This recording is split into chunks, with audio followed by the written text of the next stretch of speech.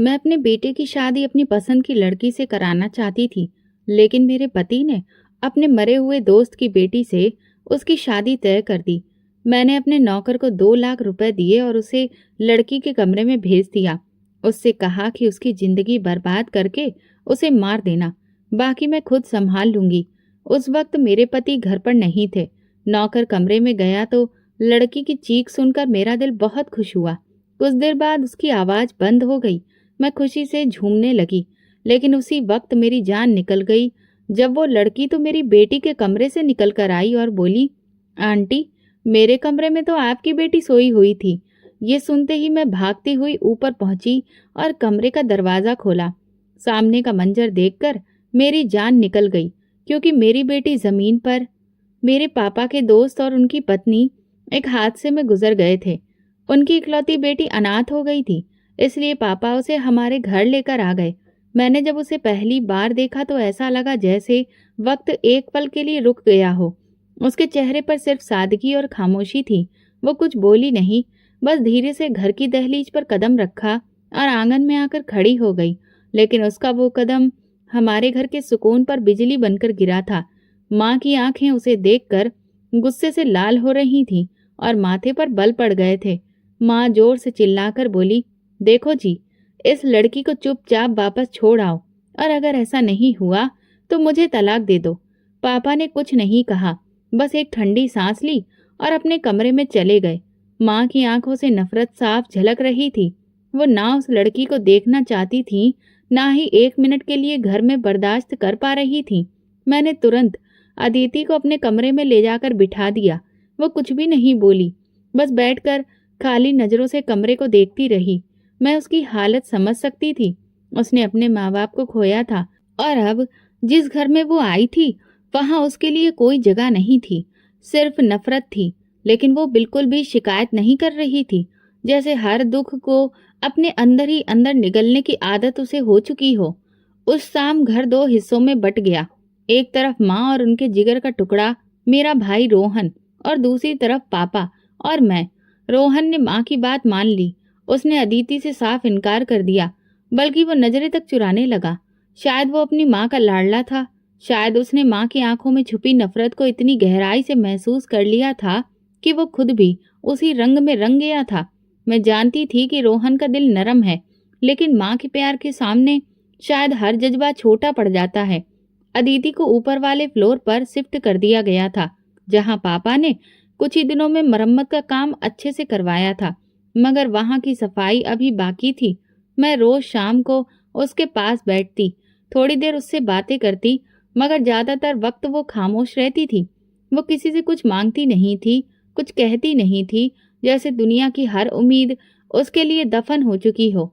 अदिति के लिए माँ का जो ठंडा रवैया था, वो पिताजी के लिए भी कोई नई बात नहीं थी, लेकिन अब उनमें कुछ ऐसा जहर आ चुका था जो पहले कभी उनके व्यवहार में नहीं देखा था।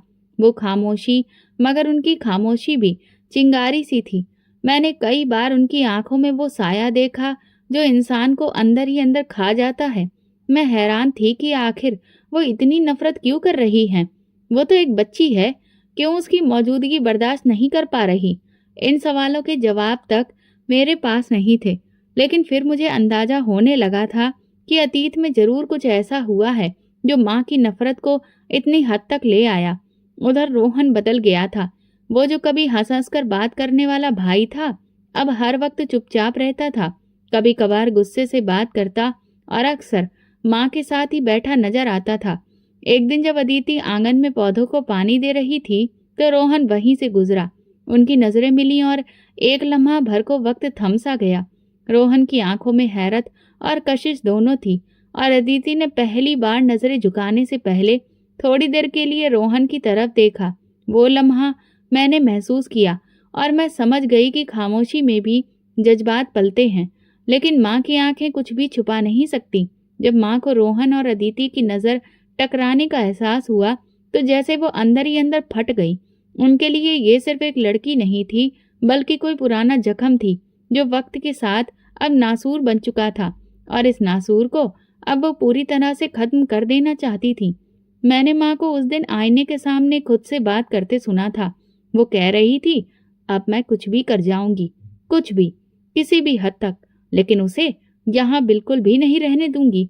ये सुनकर मैं अंदर ही अंदर घबरा गई। माँ, वो माँ थी जो कभी हम पर भी अपनी जान न्यौछावर करती थी, पर अब उनकी आंखों में सिर्फ एक जज्बा था, इंतकाम का। उसी रात मैं छत पर बैठी हुई थी, ठंडी हवा के मजे ले रही थी।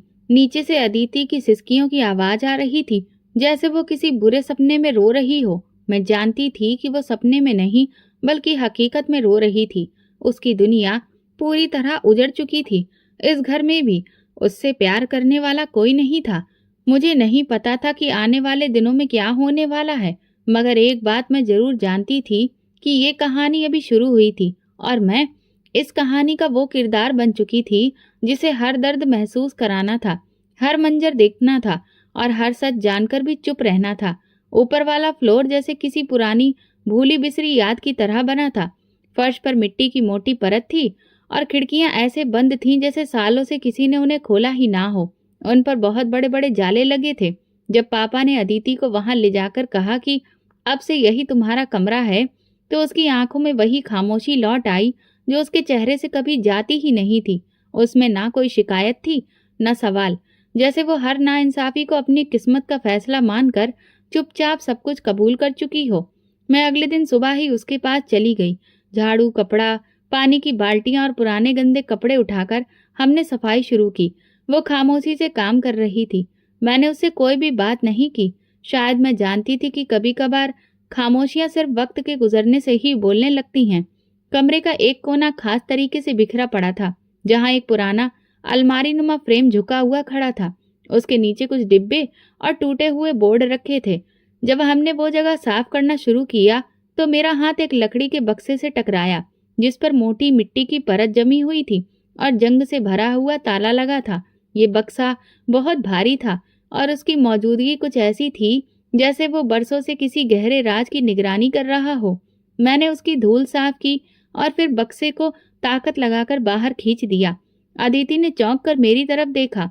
शायद उसे कुछ अंदाजा हो गया था या फिर वो मेरी बेचैनी को महसूस कर चुकी थी। मैंने उसे कुछ भी नहीं कहा, बस तौलिया लेकर बक्से को अच्छे से लपेटा और एक जोरदार पत्थर से ताले पर चोट मारी। ताले के खुलने की आवाज ऐसी थी जैसे कोई पुराना दर्द चीख कर जाग उठा हो।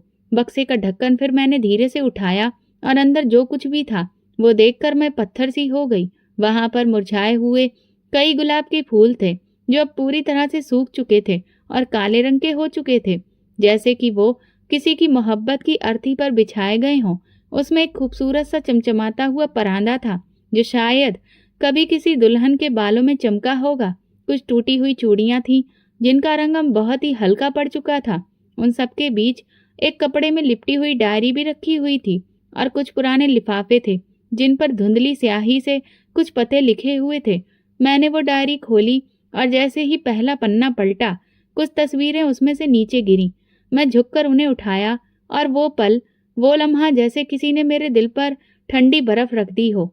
वो अदिति के पापा की तस्वीर थी, मेरी माँ के हाथों से संभाली गई वो सीधी मगर साफ तस्वीर, जो इस बात का सबूत थी कि ये बक्सा किसी बेमतलब की याद का टुकड़ा नहीं बल्कि एक पूरी कहानी का दरवाजा था। मेरी सांस जैसे रुक गई। मैंने जिंदगी में कभी भी नहीं सोचा था कि मेरी माँ के दिल में कोई ऐसी याद भी होगी, कोई ऐसा रिश्ता छुपा होगा जिसका हमें अंदाजा तक नहीं था। मैं डायरी को अपने हाथों में पकड़कर खोलने लगी। पहला पन्ना जैसे किसी मोहब्बत से भरी चीख का आईना था। प्यारे राजेश, तुम्हारे बिना जिंदगी बिल्कुल बेरंग लगती है। ये चिट्ठी माँ ने अदिति के पापा को लिखी थी। उनके शब्द, उनकी सादगी और जज्बात की शिद्दत ने जैसे मुझे जकड़ लिया। मैं एक एक शब्द पढ़ती गई और हर पन्ने के साथ एक नया पर्दा हटता गया। खतों में माँ ने अंकल से अपने प्यार का इजहार किया था। वो उन्हें चाहती थी, उनसे शादी करने की इच्छा रखती थी। वो उनकी मौजूदगी में उनके साथ ही जीना चाहती थी। लेकिन अगले कुछ खतों में पूरी तरह से बदलाव आ गया था। अंकल का जो भी जवाब था वो उन खतों से साफ झलक रहा था। वो माफी मांग रहे थे और माँ को इनकार कर रहे थे। एक खत में साफ लिखा था, ओ माँ, तुम बहुत अच्छी हो, लेकिन मैं तुम्हारी बेस्ट फ्रेंड से प्यार करता हूँ और मैं उसी को अपना हमसफर बनाना चाहता हूँ। बेस्ट फ्रेंड यानी कि अदिति की माँ। मेरे दिल की धड़कन बहुत तेज हो गई। मेरे सामने पूरी तस्वीर साफ होने लगी थी। माँ ने अंकल से प्यार किया था और अंकल ने इनकार कर दिया था। वो प्यार जो किसी के भी वजूद को जलाकर राख कर दे, वो मोहब्बत जो पूरी तरह से रद्द कर दी गई हो, और इनकार होने के बाद जो कुछ बचता है वो या तो खामोशी होती है या फिर बदला।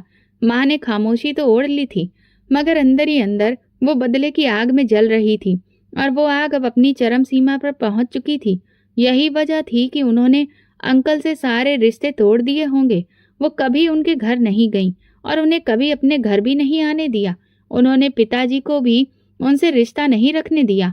अदिति उनके लिए सिर्फ एक अनाथ लड़की नहीं थी, वो उस औरत की बेटी थी जिसने उनका प्यार छीन लिया था।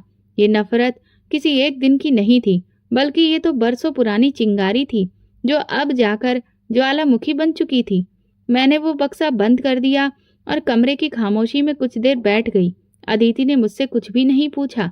शायद वो जानती थी या शायद वो भी समझ गई थी कि माँ का व्यवहार उसके साथ क्यों इतना कठोर है। उसी दिन मैंने पहली बार उसकी आंखों में वो नमी देखी थी जो शब्दों से बयां नहीं हो सकती थी, बस कहीं खामोशी में खो गई थी। वो फ्लोर, वो बक्सा, वो खत, सब कुछ बदल चुका था। माँ अब मेरे लिए सिर्फ माँ नहीं रही थी, वो एक औरत बन चुकी थी जो कभी मोहब्बत में वक्त के साथ थी, फिर जख्मी हुई और फिर वो जहर बन गई। बाद में चुपके से मैं वो बक्से का सामान अपने कमरे में ले आई। कमरे का दरवाजा बंद था, मगर मेरे अंदर जैसे दरवाजे खुलते जा रहे थे। मैं अकेली थी, हाथों में डायरी थी, सामने बिखरे हुए वो पुराने खत जो बरसों से वक्त की परत में दबे हुए किसी राज को अपने आप में चुपचाप समेटे हुए थे। मैंने सांस रोककर फिर पढ़ना शुरू किया। पहला खत जैसे माँ की जवानी की धीमी धड़कती हुई धड़कन हो। शब्दों में मोहब्बत की खुशबू थी, ऐसी मासूमियत जैसे किसी शौकीन लड़की ने पहली बार दिल के जज्बातों को स्याही में डुबोकर कलम से लिखा हो। राजेश, तुम्हारी आंखें जब मुझे देखती हैं तो लगता है जैसे वक्त रुक जाता है। तुम्हारा सुकून मेरे दिल की धड़कन जैसा है। ये माँ के शब्द थे, वो उमा जो मेरे लिए हमेशा एक सख्त मिजाज वाली और तेज लहजे की माँ थी, यहाँ एक नरम दिल रखने वाली, सपने देखने वाली लड़की थी, एक लड़की जो मोहब्बत में डूबी हुई थी। अगले खतों में जज्बात की शिद्दत बढ़ती गई। वो पल जो शायद कभी किसी को कहे बिना खत्म हो गए थे, अब मेरी आंखों के सामने शब्दों में सांस लेने लगे थे। मैंने माँ के वजूद को एक नया रंग लेते देखा, मोहब्बत का रंग। वो राजेश अंकल के लिए जीती थी, उनसे शादी के सपने देखती थी, उन्हें अपने बच्चों का पिता बनते देखना चाहती थी। मैंने खत पढ़ते पढ़ते माँ को एक नई नज़र से देखना शुरू किया। वो ठंडा लहजा रखने वाली औरत नहीं थी, वो कभी मोहब्बत की कैदी रह चुकी थी, किसी सपने के पीछे भागती हुई लड़की थी जो शायद वक्त से हार गई थी। फिर एक खत में माँ ने लिखा, माँ मुझे तुम्हारी बात कर रही थी, वो पूछ रही थी, वो कहती हैं कि तुम और मैं एक साथ बहुत अच्छे दिखते हैं। ये सुनकर मेरा दिल जैसे फूल की तरह खिल उठा। राजेश, तुम कब बात करोगे? यहाँ मेरी पलकें भीग गईं। माँ ने एक जमाने में कैसी उम्मीद बांधी होगी, कैसे रातों को छत के नीचे लेटकर चांद को देखते हुए उसका चेहरा सपने में सोचा होगा। लेकिन फिर एक खत जिसने सब कुछ बदल दिया। वो खत था राजेश अंकल का। उमा, तुम बहुत अच्छी हो, तुमसे बेहतर शायद ही कोई हो, मगर मेरा दिल किसी और के लिए धड़कता है। मैं तुम्हारी बेस्ट फ्रेंड रजनी को पसंद करता हूँ। हम दोनों बचपन से एक दूसरे को चाहते हैं और मैं उसी से शादी करना चाहता हूँ। मुझे उम्मीद है कि तुम मेरी इस बात को समझोगी। उस खत को पढ़ते हुए मेरे हाथ कांपने लगे। मैंने महसूस किया कि जैसे किसी ने मेरे अंदर धमाका कर दिया हो। हर शब्द माँ के दिल पर चाकू की तरह लगा होगा। मोहब्बत जो हर रोज दिल में बसती थी, जिसके सपने उन्होंने अपनी तन्हाई में अकेले बुने होंगे, वो एक लम्हे में किसी और की झोली में डाल दिए गए थे। फिर अगले खत में सिर्फ खामोशी थी, दिल का टूट जाना और प्यार की जगह जहर का पनप जाना। माँ के शब्दों में दर्द था, बेइज्जती थी और वो शिद्दत जो मोहब्बत से नफरत में बदलती है। तुमने मुझे बदनाम कर दिया है राजेश, तुमने मेरी मोहब्बत की बेइज्जती की है। तुमने वो चुनाव किया जो मेरी आंखों के सामने था और मैं उससे हमेशा बेहतर थी। तुमने मुझे हरा दिया है और मैंने अपनी ही आंखों के सामने अपनी आत्मा को मरते हुए देखा। माँ के हर शब्द से नफरत ने जन्म लिया, वो नफरत जो एक औरत की बेबसी से पैदा होती है और बरसों बाद किसी और की जिंदगी में जहर बनकर उतरती है। अदिति की जिंदगी में मैं अब सब कुछ समझ चुकी थी और ये सच जानकर मेरे लिए माँ को समझना और उनकी नफरत को देखना और भी ज्यादा मुश्किल हो गया था, क्योंकि अब मैं जानती थी कि उनके अंदर जो जहर है वो उनकी आदत की वजह से नहीं है, बल्कि किसी गहरी चोट का नतीजा है। एक ऐसी चोट जो वक्त के साथ नासूर बनी और फिर उसकी जड़ों ने पूरे वजूद को खुद में लपेट लिया था। मैं देर तक बैठकर उन खतों को गोद में रखे खाली नजरों से सोचती रही, छत को देखती रही। दिल में एक दर्द सा उतर आया था। मैं सोच रही थी कि अगर अंकल ने माँ को चुन लिया होता तो शायद हमारी जिंदगी कुछ और ही होती। शायद मैं प्यार की गोद में सुकून पाती। शायद अदिति हमारे लिए सिर्फ अनाथ लड़की नहीं होती, बल्कि प्यार की निशानी होती।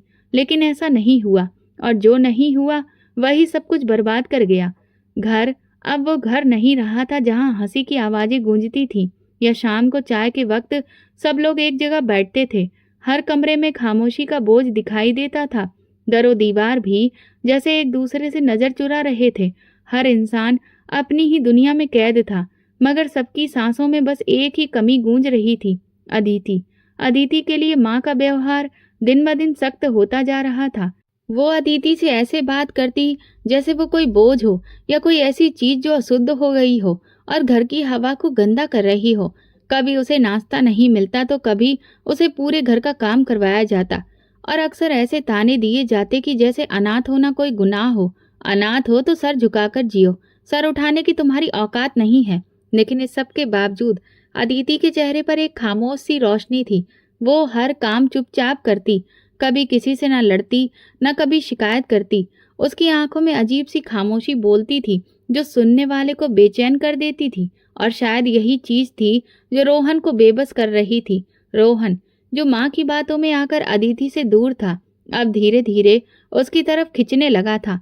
मैंने उसे कई बार ऊपर की तरफ देखकर कुछ सोचते हुए देखा था, जैसे वो कुछ कहना चाहता हो लेकिन शब्द गले में फंस जाते हों।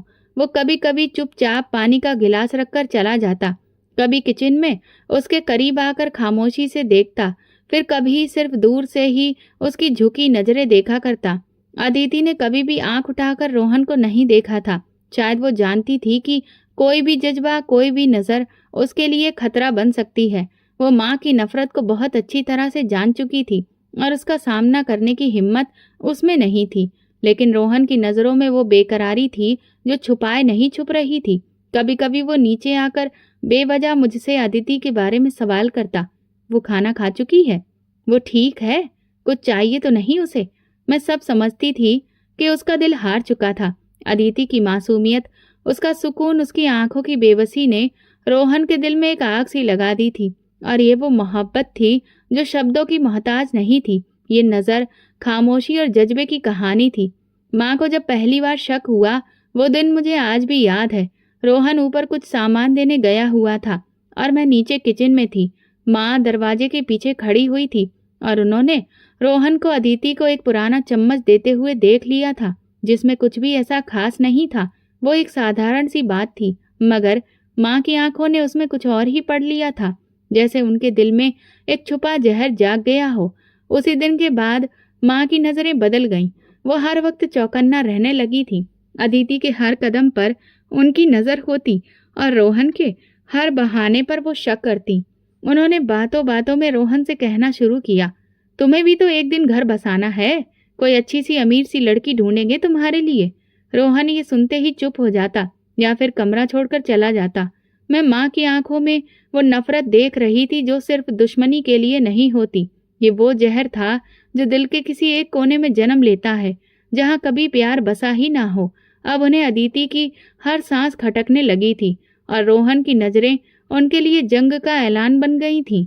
एक शाम जब बारिश हो रही थी, रोहन ने अदिति को छत से नीचे उतरने में मदद की। उसने पल भर के लिए उसके हाथ को पकड़ लिया था, सिर्फ सहारा देने के लिए। मगर माँ ने ये नज़ारा देख लिया। वो कुछ भी नहीं बोली, बस अंदर चली गई। लेकिन उनकी आंखें बता रही थी कि अब कुछ बहुत बड़ा होने वाला है। अदिति और रोहन की ये खामोशी, ये प्यार जो अभी सिर्फ नजरों और एहसास की सतह पर था, माँ के लिए बर्दाश्त करना मुश्किल बन चुका था, जिसे वो दोबारा सहन नहीं करना चाहती थी। उनके दिल का जख्म अब नासूर बनकर फटने को था। मैं जानती थी कि अब जो होगा वो सिर्फ दिलों की जंग नहीं होगी, वो एक ऐसी जंग होगी जिसमें सब कुछ जलकर राख हो जाएगा। सपना, इज्जत, रिश्ते और शायद इंसानियत भी। रोहन ने जब माँ की आंखों में अदिति के लिए बढ़ती हुई नफरत को महसूस किया तो उसका दिल जैसे अंदर से चटकने लगा था। वो जानता था कि माँ का स्वभाव बहुत ही सख्त मिजाज का है, मगर इस हद तक नफरत होगी ये उसके सपनों में भी नहीं था। अदिति को लेकर माँ की जुबान में कड़वाहट घुलकर आ रही थी और रोहन को हर लम्हा लगने लगा था कि वो किसी ऐसे मैदान में खड़ा है जहां अगर एक कदम गलत पड़ा तो सब कुछ बिखर जाएगा। वो कई रातें जागता रहा, छत पर बिना आवाज टहलता रहा और खुद से लड़ता रहा। उसके दिल में प्यार जन्म ले चुका था, मगर सामने दीवार माँ की पहचान की थी और माँ की पहचान एक बेटे के लिए दुनिया की सबसे बड़ी दीवार होती है। माँ उसे बार बार याद दिलाती थी कि उसका रिश्ता एक बड़े घराने की बेटी से तय करवा सकती है। वो चाहे तो उसके लिए पूरी दुनिया कदमों में ला सकती है, बस एक शर्त पर कि वो अदिति से नजर हटा ले। लेकिन रोहन अब वो नहीं रहा था जो सिर्फ माँ के इशारों पर चला करता था। अब वो एक मर्द था, एक आशिक था जो दिल की हदों पर मजबूर था। मन में उसने ठान लिया था, शादी करूंगा तो सिर्फ उससे जिसे मैं दिल से चाहता हूँ। पैसा, रुतबा, सब कुछ दिखावा होता है, मुझे सुकून चाहिए और वो मुझे अदिति के साथ महसूस होता है। ये कहकर जब रोहन कमरे से निकला तो माँ की आंखों में एक लाल रोशनी सी जलने लगी थी। वो कुछ लम्हे कुर्सी पर बैठी रही, फिर धीरे से उठी और खिड़की से बाहर देखने लगी जैसे कोई फैसला कर चुकी हो। घर का माहौल अब बर्दाश्त करना मुश्किल हो रहा था। मैंने कई बार रोहन को कहा कि हालात संभालने के लिए थोड़ा वक्त चाहिए, मगर वो जान चुका था कि यहाँ हर दिन अदिति के लिए नरक का माहौल एक नया ही मुंह लेकर खड़ा रहता है। आखिरकार उसने ट्रांसफर के लिए रिक्वेस्ट दे दी और कुछ ही हफ्तों में उसे दूसरे शहर ट्रांसफर का ऑर्डर मिल गया। जहां उसने माँ को ये बताया तो वो एक लम्हे के लिए चौंक गई, फिर मुस्कुराई। ठीक है, शायद तुम्हें भी अब दूर रहने की जरूरत है, शायद तुम्हें भी दूर रहकर अकल आ जाए। रोहन ने अपना बैग पैक किया। निकलने से पहले वह अदिति को देखने आया। मैं भी वहीं पर थी। अदिति दरवाजे के पास खड़ी, नजरें नीचे किए खामोश खड़ी हुई थी। रोहन ने उसके सामने कुछ भी नहीं कहा, सिर्फ एक कागज उसके हाथ में थमाया और धीरे से बोला, तुम्हारे लिए मैं वापस आऊंगा, और फिर मुड़कर चला गया। अदिति ने उस कागज को अपने दुपट्टे के पल्लू में छुपा लिया और बिना कुछ कहे अपने कमरे के अंदर चली गई। माँ ने खिड़की से सब कुछ देखा। वो खामोश थी, मगर उनके होठों पर एक अजीब सी बात थी, वो बात जो तूफान से पहले पेड़ों पर बैठे परिंदों की बेचैनी को भी जगा देती है। अगले ही दिन माँ ने खामोश चाल बिछानी शुरू कर दी। उन्होंने हमारे नौकरों में से एक पुराने चौकीदार संतोष को बुलाकर अलग कमरे में बात की। दरवाजा बंद रहा और अंदर की सरगोशियां बाहर नहीं आईं।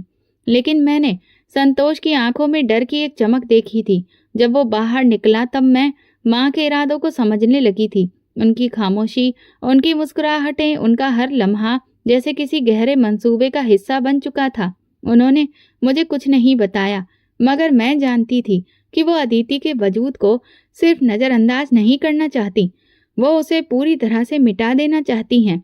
उन्होंने अदिति पर अपने जुल्म और बढ़ा दिए थे।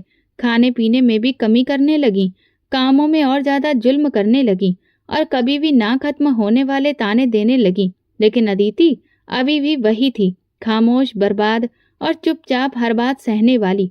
उसके अंदर जैसे कोई तूफान कैद था, लेकिन वो उस तूफान को बाहर नहीं लाना चाहती थी। एक दिन मैंने माँ को अपने कमरे में एक सफेद थैली में कुछ बोतल रखते हुए देखा। जब मैंने झांक कर देखी तो अंदर नींद की गोलियां थीं। मेरा दिल ये देखकर जोर से धड़कने लगा। वो लम्हा ऐसा था कि जैसे किसी ने मेरे गले में आग भर दी हो। मैंने माँ से पूछने की हिम्मत नहीं की, बस पीछे हट गई। मैं जान चुकी थी कि रोहन के जाने के बाद माँ ने जो खामोशी ओढ़ी है वो किसी तूफान के आने का संदेश दे रही थी। अब उनका मकसद सिर्फ एक था, अदिति को बदनाम करना, रोहन के दिल से निकाल देना और इस घर से हमेशा के लिए उसे बाहर कर देना। और ये सब कुछ सोचते हुए मैं सिर्फ एक ही सवाल के लिए साथ जिंदा थी कि क्या मैं कुछ कर सकूंगी या एक और तबाही और बेबसी देखने के लिए मजबूर रहूंगी। वो रात कुछ ज्यादा ही खामोश थी। सारा घर जैसे किसी अंधेरे में लिपटा हुआ था। मैं अपने कमरे में थी, लेकिन नींद आंखों से कोसों दूर थी। दिल बेवजह धड़क रहा था, जैसे कि कोई अनहोनी होने को हो।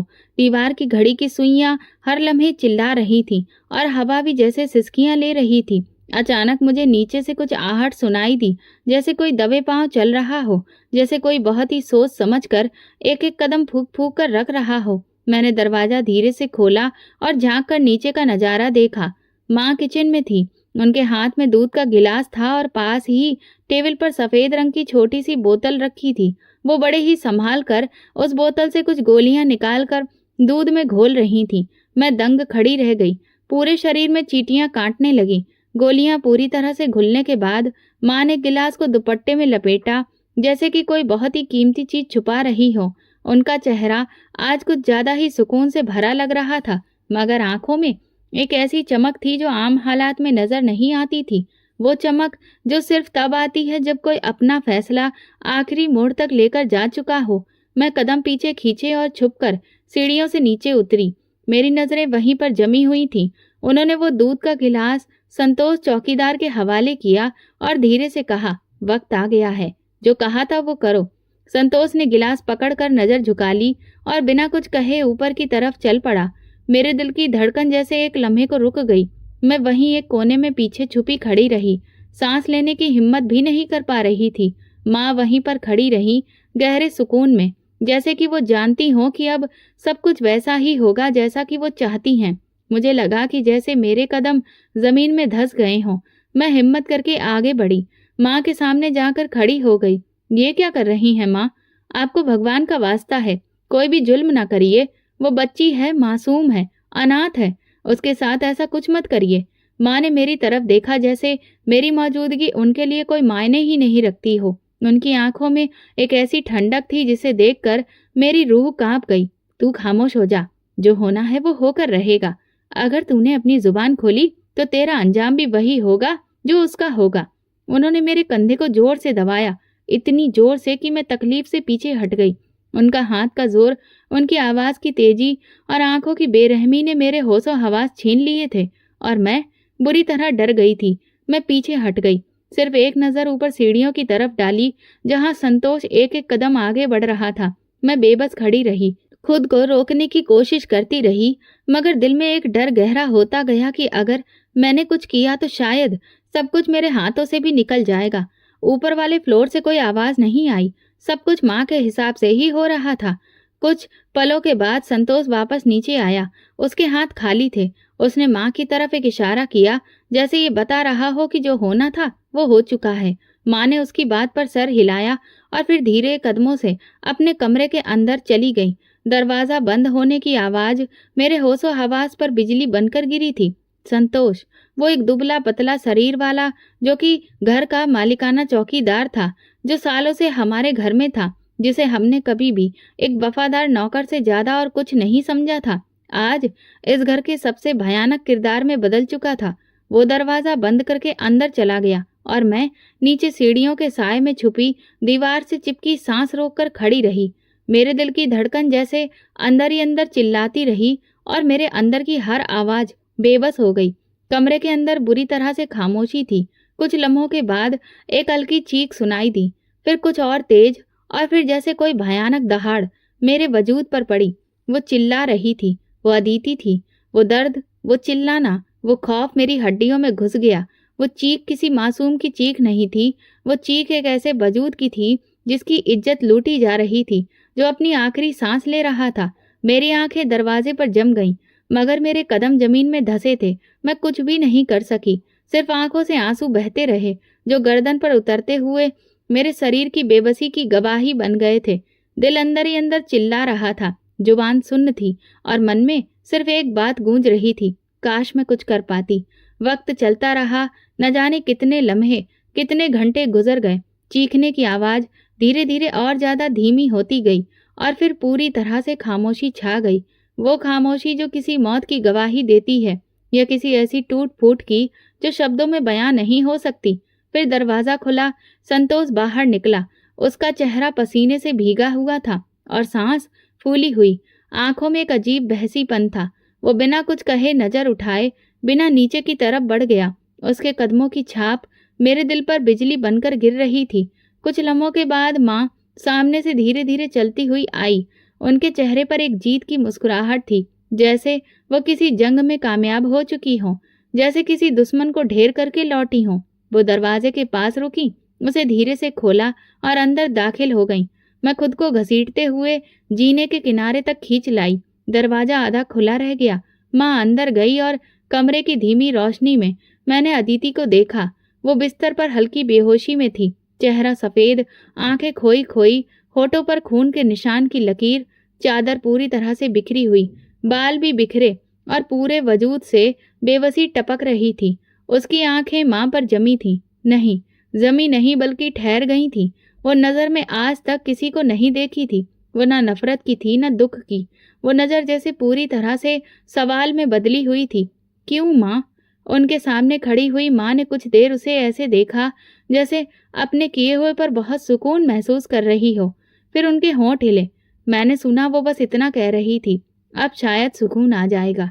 अदिति की आंखों से एक आंसू बहा। वो हिल भी ना सकी। शायद शरीर में कोई ताकत नहीं बची थी, या शायद उसकी आत्मा अपने साथ सब कुछ ले जा चुकी थी। वो सिर्फ एक बेजान सांस थी जिसे जमीन ने अभी निकाला नहीं था। माँ बाहर निकल आई, दरवाजा बंद किया और नीचे की तरफ चली गई। उनके कदमों में ना कोई घबराहट थी और ना ही कोई शर्मिंदगी। वो ऐसे चल रही थी जैसे उन्होंने घर के किसी बेकार कबाड़ जैसे कचरे को ठिकाने लगा दिया हो। और मैं वहां बैठकर अपनी आत्मा के अंदर होती टूटन को सहती रही। उस लम्हे मैं सिर्फ एक बहन या बेटी नहीं थी, मैं एक गवाह थी। एक ऐसी गवाह जिसे वो सब कुछ दिखा दिया गया था जो दुनिया में इंसानियत के नाम पर बाकी नहीं बचा था। मेरी उंगलियां फर्श पर रगड़ती रहीं। मैं खुद को सजा दे रही थी।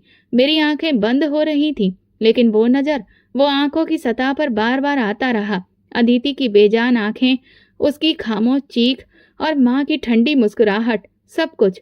उस रात मैं सोई नहीं, बस टूटती रही हर गुजरते लम्हे के साथ। और वो सब कुछ जो मैंने अपनी आंखों से देखा था, वो मेरे अंदर एक ऐसी शर्मनाक चीज बन गया था जो शायद उम्र भर मेरी हड्डियों में बस जाएगा। मैं गवाह बनी थी, और गवाह बनना कभी भी माफी का हकदार नहीं होता है। सुबह का सूरज निकला, लेकिन उसकी आंखों में अब वो बात नहीं थी जो जिंदगी की एक नई नील लाती है। वो एक वजन सी रोशनी थी जो दीवारों पर गिरी तो ऐसा लगा जैसे हर एक अपनी जगह शर्मिंदा खड़ी हो। मैं सारी रात जागती रही। आंखों में नींद का नाम और निशानों नहीं था। सिर्फ वो मंजर था जो बार बार पलकों पर किसी फिल्म की तरह दोहराया जा रहा था। अदिति की खामोश चीख, माँ की मुस्कुराहट और मेरी अपनी बेबसी। कमरे से हल्की हल्की आहट आने लगी। मैं कान लगाकर सुनने लगी। फिर एक हल्की सी चीख जो मेरे अंदर खंजर बनकर उतर गई। मैं समझ गई थी कि अदिति को होश आ चुका है। मैंने हिम्मत करके सीढ़ियां चढ़ना चाहा, मगर कदम उठ नहीं सके। दिल में एक ऐसी चट्टान आ गई थी जिसने शरीर को जाम कर दिया था। और फिर वो लम्हा जब दरवाजा खुला और अदिति लड़खड़ाते हुए बाहर निकली। उसके पांव बिना चप्पल के थे। चेहरे पर होश और डर दोनों की झलक थी, और आंखों में एक ऐसा खालीपन जिसे देखकर लगता था कि वो कभी भी जिंदगी की तरफ पलट कर नहीं देखेगी। उसने खुद को संभालने की कोशिश की, लेकिन शरीर उसका साथ नहीं दे रहा था। वो दीवार को पकड़ती हुई थरथराती नीचे उतरी। उसका दुपट्टा भी ढीला हो चुका था, बाल बिखरे हुए थे। उसकी चाल में लड़खड़ाहट थी जो सिर्फ टूटने के बाद रह जाती है। उसके कदम माँ के कमरे की तरफ बढ़े, और मेरी सांस जैसे एक पल को रुक गई। मैं पीछे रह गई, लेकिन नजरों से एक एक लम्हा पीती रही। दरवाजा खुला और अदिति ने अंदर कदम रखा। माँ बरामदे में कुर्सी पर बैठी थी, चाय का कप हाथ में, जैसे कि कुछ हुआ ही नहीं। उन्होंने सर उठाया और अदिति को देखा। एक लम्हा खामोशी के रहा, जैसे कि वक्त थम गया हो। अदिति की आवाज निकली, मगर उसमें अब वो बात नहीं थी। एक बिखरी हुई सांसों में लिपटी हुई फरियाद थी। मेरे साथ ये जुल्म क्यों किया? माँ ने चाय का घूंट लिया, फिर एक ठहाका मारा। एक ऐसा ठहाका जो किसी दरिंदे के पेट से निकला हो। उनके चेहरे पर बेरहमी की चमक थी और आंखों में जीत की। आज तू और तेरा बाप इसी काबिल थे। ये बात जैसे पूरी हवा को काट गई। अदिति ने घबराई हुई आंखों से माँ को देखा, जैसे उस लम्हे उनकी सूरत में अपना कातिल दिखाई दे रहा हो। फिर वो धीरे से पलटी, कुछ कदम पीछे लिए और जैसे ही दरवाजे के पास पहुंची रुक गई। आसमान की तरफ हाथ उठाया और कांपती हुई आवाज में बोली, हे भगवान, मेरे मुजरिम को मुझ पर किए गए जुल्म के इंसाफ का निशान बना दे। जो मेरी आत्मा को रौंद गया है, उन्हें ऐसी सजा दे कि ये दुनिया याद रखे। ये बद्दुआ नहीं थी, एक टूटी हुई बिखरी हुई आत्मा की आखिरी प्रार्थना थी। और फिर वो दरवाजे से निकल गई, चुपचाप। ना कोई सामान, ना कोई चप्पल, ना किसी का सहारा, सिर्फ एक कोरा सा वजूद जो अपने साथ सब कुछ छोड़ गया था, अपनी इज्जत, अपनी उम्मीद और शायद अपनी जिंदगी का मकसद भी। मैं कुछ देर वैसी ही खड़ी रही, कदमों को जमीन से हटाने की हिम्मत ना हुई। मैं चाहती थी कि दौड़ कर जाऊं और उसको जाकर रोक लूं, उसे सीने से लगाकर कहूं कि वो अकेली नहीं है, मैं उसके साथ हूं, मैं उसकी गवाही बनूंगी, उसकी आवाज बनूंगी। मगर नहीं, मैं कुछ भी नहीं कर सकी। माँ अभी भी कुर्सी पर बैठी थी, उनके चेहरे पर वही सुकून जैसे कोई बहुत बड़ा मिशन पूरा हो गया हो। उनकी नजरें खिड़की पर देख रही थीं, जहां अदिति गली के कच्चे रास्ते पर नंगे पांव चलती जा रही थी, धुंधली आंखों के साथ और बिखरे हुए बालों में रात के बाकी जुल्म की दास्तान खामोशी में लपेटे हुए थी। मैंने एक बार फिर माँ की तरफ देखा और दिल में कांटे की तरह एक सवाल गड़ गया, क्या कोई माँ ऐसी भी हो सकती है? उस दिन सूरज तेज निकला, मगर मेरे अंदर एक अंधेरे ने जन्म लिया था। वो अंधेरा जो मेरी नजरों के साथ हमेशा के लिए जुड़ गया था, क्योंकि अब मैं सिर्फ एक बहन या बेटी नहीं थी, मैं इस जुल्म को देखने वाली एक दास्तान बन चुकी थी। और अदिति के कदम जैसे ही घर की दहलीज से बाहर निकले, कुछ टूट गया, ना सिर्फ दीवारों के बीच पले उन रिश्तों की बुनियाद में जो पहले ही कमजोर हो चुके थे। दरवाजा देर तक खुला रहा, हवा ने कुछ लम्हों के लिए सारी फिजा को खाली कर दिया, जैसे किसी ने इस मकान से आत्मा को खींच लिया हो। हर चीज खामोश हो गई, लेकिन उस खामोशी में एक जहर था और उसकी गूंज बाकी रह गई, बद्दुआ की। पापा नीचे के कमरे में थे, वो सब कुछ सुन चुके थे, कुछ देख भी चुके थे, लेकिन उनका चुप रहना सिर्फ बेबसी नहीं था, शायद दिल के अंदर के तूफान को बाहर आने से रोकने की आखिरी कोशिश थी। लेकिन जब उन्होंने अदिति को इस हालत में घर से जाते हुए देखा, अपने साथ बेइज्जती की धूल लिए, तो उनके सब्र का बांध टूट गया था। माँ कमरे में बैठी थी, वही पुराना एक्सप्रेशन चेहरे पर सजा हुआ, जैसे उन्हें अपने किए पर, किसी भी काम पर कोई शर्मिंदगी नहीं। मगर पापा की आंखों में वो फैसला था जो बरसों से दबाया जा रहा था। बस, बहुत हो गया उमा, तुमने आज हद पार कर दी। एक अनाथ बेसहारा बच्ची को इस हाल तक पहुंचाकर तुमने इंसानियत की आखिरी लकीर को भी मिटा दिया। अब मेरे पास तुम्हारे लिए कुछ भी नहीं बचा है। माँ ने पापा को देखा, मगर उनके चेहरे पर कोई घबराहट नहीं थी। शायद वो सोच रही थी कि पापा की ये बात सिर्फ एक धमकी होगी, जैसे हमेशा की तरह। लेकिन इस बार पापा ने खामोशी को फैसले में बदल दिया। उन्होंने तलाक देने का फैसला सुनाया। शब्द इतने कठोर और साफ थे कि दीवारों ने भी उन्हें सुन लिया। वो शब्द माँ पर ऐसे गिरे जैसे किसी मुजरिम पर अदालत का फैसला सुनाया गया हो। माँ का चेहरा सफेद पड़ गया था, उनके हाथ कांपने लगे। वो कुर्सी से उठने की कोशिश करने लगी, लेकिन पांव जैसे जमीन से जुड़ चुके थे। तुम ये नहीं कर सकते, वो चिल्लाईं, मगर पापा ने उनकी तरफ देखा तक नहीं। वो सामान उठाने लगे, धीरे धीरे, जैसे बरसों का बोझ उन कंधों से उतार रहे हों। और फिर बिना किसी और बात के वो दरवाजा खोलकर बाहर निकल गए। एक और रिश्ता अपने अंजाम को पहुंच चुका था। माँ कुर्सी पर गिर गई, जैसे जान निकल गई हो। उनके हाथ सिर पर गए। वो तड़प कर बोली, मुझे कुछ नजर नहीं आ रहा, मेरी आंखें, मुझे कुछ भी दिखाई नहीं दे रहा। मैं भागकर उनके पास पहुंची। उन्होंने मेरा हाथ पकड़ा, आंखें जोर से बंद की और फिर खोली, लेकिन उनकी नजर खाली थी, जैसे दुनिया उनसे छीन ली गई हो। वो बार बार पूछ रही थी, रोशनी कहाँ है, लाइट क्यों नहीं जल रही? मैं कांपते हाथों से उनके चेहरे को छूने लगी, उनकी आंखों को देखा। आंखें तो बिल्कुल सही लग रही थी, न लाल न फूली हुई, मगर उनकी रोशनी गायब हो चुकी थी। मैं उन्हें तुरंत अस्पताल ले गई। डॉक्टर ने पूरी तरह से चेकअप किया, रिपोर्ट भी बिल्कुल साफ थी। कोई भी शारीरिक खराबी नहीं आई थी, कोई न्यूरोलॉजिकल दिक्कत भी नहीं थी। सब कुछ सही था, मगर वो देख नहीं पा रही थी। ये नर्वस सिस्टम से किसी गहरे सदमे का नतीजा हो सकता है। ऐसी हालत में मरीज की नजर चली जाती है, मगर आंखों में कोई भी कमी दिखाई नहीं देती। डॉक्टर ने कहा, मैं जान गई थी कि ये सदमा सिर्फ शरीर का नहीं था, ये सदमा आत्मा का था। वो बद्दुआ जो अदिति ने आसमान की तरफ हाथ उठाकर मांगी थी, वो पूरी हो चुकी थी। भगवान ने माँ के कर्मों की सजा के तौर पर अपना पहला वार कर दिया था। मैं माँ को घर ले आई, वो हर पल अब डर में सिमटी बैठी थीं।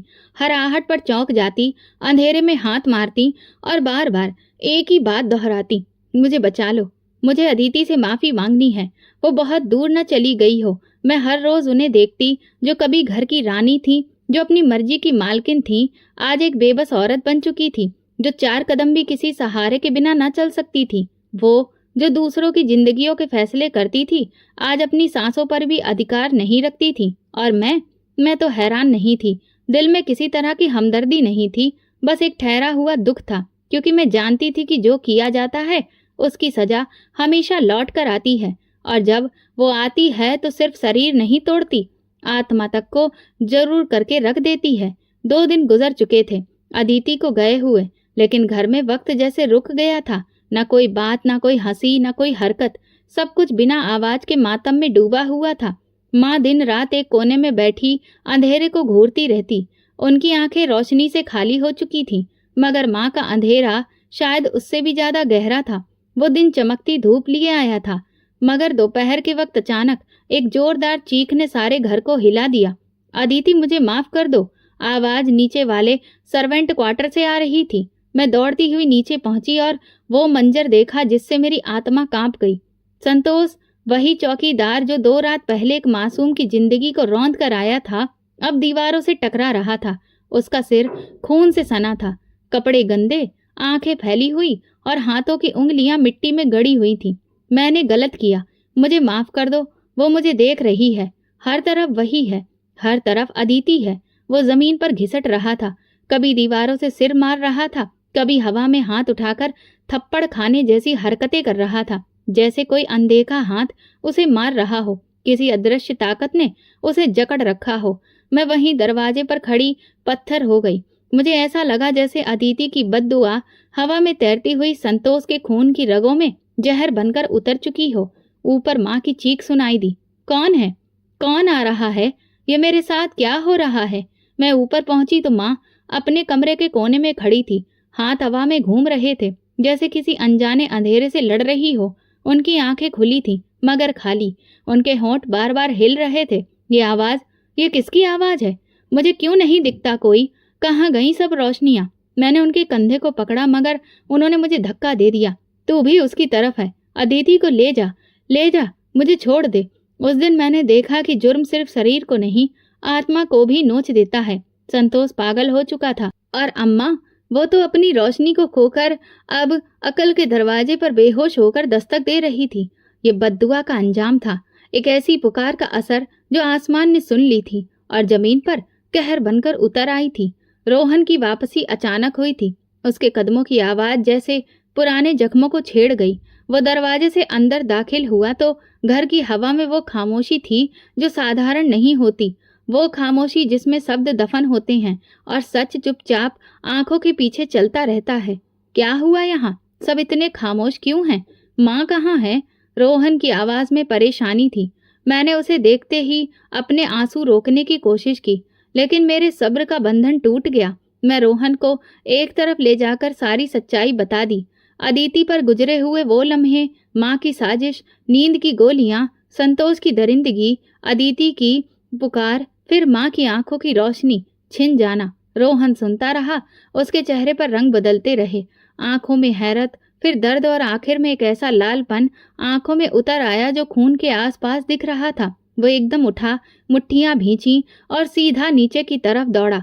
कहाँ है वो कुत्ता? उसके गले से गुस्से में लिपटी हुई दहाड़ निकली। मैं पीछे भागी। संतोष एक कोने में बैठा हुआ, दीवार से सिर टिकाए, किसी और ही दुनिया में खोया हुआ था। आंखें खाली, होंठ सफेद और कपड़े बदबू से सने हुए। उसे दोनों हाथों से पकड़कर उसने झिंझोड़ डाला, बोल, तूने ये क्यों किया? बोल, नमक हराम। मगर संतोष जैसे पत्थर का बन चुका था। वो कुछ बड़बड़ा रहा था। अदिति, मुझे माफ कर दो, वो आती है, वो देख रही है। रोहन ने उसे पुलिस के हवाले करने का फैसला किया। उसी वक्त रोहन के हाथ झुक गए। उसने पीछे हटकर एक गहरी सांस ली, जैसे उसे मारकर भी सुकून नहीं मिला। वो पलटा और मेरी तरफ देखा। उसकी आंखें देख चुकी थी कि मैंने अदिति को अकेला छोड़ा, उस वक्त जब उसे मेरी सबसे ज्यादा जरूरत थी। रोहन माँ के कमरे में गया, जहां माँ एक कोने में सिमटी आंखें बंद किए बार बार दोहरा रही थी, मुझे कुछ भी दिखाई नहीं दे रहा, सब तरफ अंधेरा है। अदिति, मुझे माफ कर दो। रोहन ने उन्हें एक लम्हे को देखा और फिर अपना चेहरा मोड़ लिया। उसकी आंखों में माँ के लिए वो मोहब्बत खत्म हो चुकी थी जो कभी उसे माँ का लाडला बनाती थी। वो सिर्फ एक बेटा नहीं था, वो एक मुजरिम इंसान था जो अपनी खामोशी की सजा हर लम्हा अपने सीने पर महसूस कर रहा था। रोहन ने उस दिन के बाद सुकून का एक लम्हा भी अपने लिए नहीं समझा। वो अदिति की तलाश में निकल पड़ा, जैसे उसकी आत्मा का सुकून उसी के चेहरे के दीदार से जुड़ा हुआ हो। शहर के हर कोने, हर दरवाजे, हर अनाथालय, हर मंदिर, हर औरत की पनाह गांव में उसने अदिति को ढूंढा और आखिरकार उसे एक छोटे से लेडीज हॉस्टल में खामोश पत्थर मगर वो जिंदा मिली। अदिति ने रोहन को देखा तो उसकी आंखों में पल भर के लिए अतीत लौट आया। वो धीरे से पीछे हटी, जैसे वो अपनी तकलीफ भरी यादों से खुद को बचाना चाहती हो, मगर रोहन उसके कदमों में झुक गया। मैं गुनाहगार हूँ तुम्हारा, अपनी मोहब्बत का, तुम्हारी खामोशी का। मुझे माफ कर दो अदिति। मैं तुम्हें वापस इज्जत के साथ ले जाने के लिए आया हूँ, सिर्फ तब अगर तुम दिल से चाहो। अदिति की आंखों से आंसू बहने लगे। वो खामोश रही, मगर उसकी खामोशी में ही उसने रोहन को माफ किया और शादी के लिए तैयार हो गई। रोहन उसे अपने साथ ले आया, शादी के बाद इज्जत और भरोसे के साथ, जैसे वो कोई खोया हुआ वक्त वापस लेकर आया हो। घर में जब वे लौटे तो माँ एक कोने में सिमटी हुई बैठी थी। उनकी आंखों में अब सिर्फ खालीपन था। चेहरे पर वो गुरूर नहीं था जो एक वक्त में हर चीज को रौंदने के लिए तैयार होता था। वे पूरी तरह से पागल हो चुकी थी, लेकिन एक चीज जो उनके अंदर बाकी थी वो पछतावा था। वे बार बार अपने हाथ को आसमान की तरफ उठाती और कहती, अदिति, मुझे माफ कर दे बेटी, मैं हार गई और तू जीत गई। उनकी आवाज में वो हर भाव था जो सिर्फ पछतावे को महसूस करने से मिलती है। अदिति कभी उनके सामने नहीं आई, लेकिन माँ हर वक्त उसके सहारे से लिपटकर माफी मांगती रहती थी। उनकी दुनिया में अब सिर्फ अदिति रह गई थी, वो भी सिर्फ एक माफ कर देने वाली औरत की सूरत में। और मैं एक खामोश तमाशाई बनी रही। मैं उस घर में मोहब्बत को जीते, नफरत को मरते और बद्दुआ को असर करते और इंसाफ को पूरा होते हुए देखा था। मैंने देखा कि जुल्म कितना ही गहरा क्यों ना हो, वक्त उसका हिसाब जरूर लेता है। मैं गवाह बनी उस जख्म की, उस दुआ की और उस वक्त की जो देर से ही सही लेकिन अदिति के लिए रोशनी बनकर लौटा था। ये वीडियो केवल मनोरंजन के उद्देश्य से बनाया गया है। सभी पात्र काल्पनिक हैं। वास्तविक व्यक्तियों, जीवित या मृत या वास्तविक घटनाओं से कोई समानता विशुद्ध रूप से संयोग है। किसी भी व्यक्ति, धर्म या जाति को ठेस पहुंचाने की मंशा नहीं है। दोस्तों, अगर आपको हमारी कहानी पसंद आई हो तो कमेंट करें, वीडियो को लाइक करें, शेयर करें और हाइप दें। चैनल पर नए हैं तो सब्सक्राइब करें और नोटिफिकेशन बेल दबाएं ताकि अगली अपडेट सबसे पहले आपको मिले। धन्यवाद।